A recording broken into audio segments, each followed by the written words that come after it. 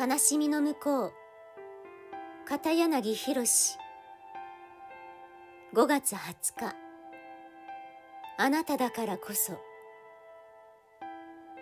どんな場所でも、その場所だからこそできること、その場所でしかできないことが必ずあります。どんな人でも、その人だからこそできること、その人にしかできないことが必ずあります。幸せとは、それを見つけ出すことなのです。